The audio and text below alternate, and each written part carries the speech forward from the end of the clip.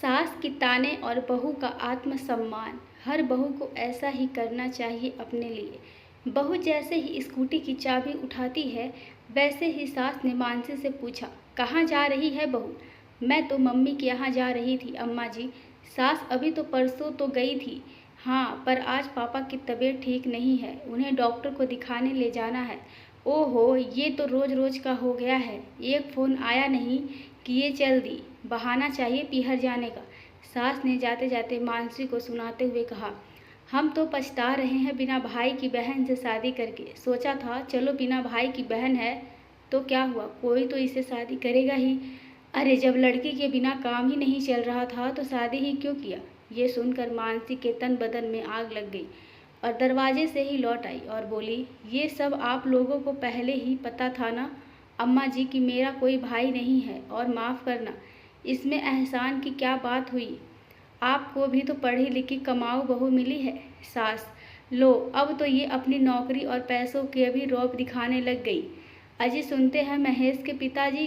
सास बहू की खटपट सुनकर बाहर से आते हुए ससुर जी को देखकर मानसी बोली, पिताजी मेरा ये मतलब नहीं था। अम्मा जी ने बात ही ऐसी की कि मेरे भी मुंह से निकल गया। ससुर जी ने कुछ नहीं कहा और अखबार पढ़ने लगे। लो, कुछ नहीं कहा, लड़के को पैदा करो, रात रात भर जागो, गंदगी साफ करो, पढ़ाओ लिखाओ, शादी भी करो और बहुओं से ये सब भी सुनो। कोई लिहाज ही नहीं रहा छोटे बड़ों का। तभी महेश बाहर से आता है और पूछता है, ये सब क्या हो रहा है अम्मा? सास अपनी चहेती से पूछ ले। तुम अंदर चलो। हाथ खींचते हुए महेश मानसी को कमरे में ले गया और कहा, ये सब क्या है? मानसी, अब ये रोज की बात हो गई है। मानसी, मैंने क्या किया महेश? बात अम्मा जी ने ही शुरू की है। क्या उन्हें नहीं पता था कि मेरा कोई भाई नहीं है, इसलिए मुझे तो अपने मम्मी पापा को संभालना ही पड़ेगा। मानसी ने रोते हुए मन से कहा, वो सब ठीक है, पर वो मेरी माँ है, बड़ी मुश्किल से पाला है उन्होंने मुझे। माता पिता का कर्ज उनकी सेवा से ही उतारा जा सकता है। सेवा ना सही, तुम उनसे जरा अदब से बात किया करो। अच्छा, बाहर हुई सारी बातचीत में तुम्हें मेरी तमीज़ नज़र आई। तुम्हें ये नौकरी वाली बात नहीं करनी चाहिए थी।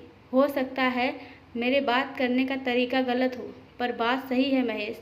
माफ़ करना, ये सब त्याग उन्होंने तुम्हारे लिए किया है, मेरे लिए नहीं। अगर उन्हें मेरा सम्मान और समर्पण चाहिए तो मुझे भी थोड़ी इज्जत देनी होगी। स्कूटी की चाबी और पर्स उठाते हुए मानसी बोली, अब कहाँ जा रही हो? कमरे से बाहर जाती हुई मानसी से महेश ने पूछा। जिन्होंने मेरी गंदगी धोई है, मेरे लिए रात रात भर जागे हैं, मुझे नौकरी लायक बनाया है, उनका कर्ज उतारने। मानसी ने गर्व से ऊंची आवाज़ में कहा और स्कूटी स्टार्ट करके चल दी। सीख, रिश्तों में सम्मान दोनों तरफ से होना चाहिए। सिर्फ कर्तव्य निभाने से संतुलन नहीं बनता। परिवार के कर्ज उतारने की बात करने से पहले एक दूसरे की भावनाओं और आत्मसम्मान का भी आदर जरूरी है। धन्यवाद दोस्तों।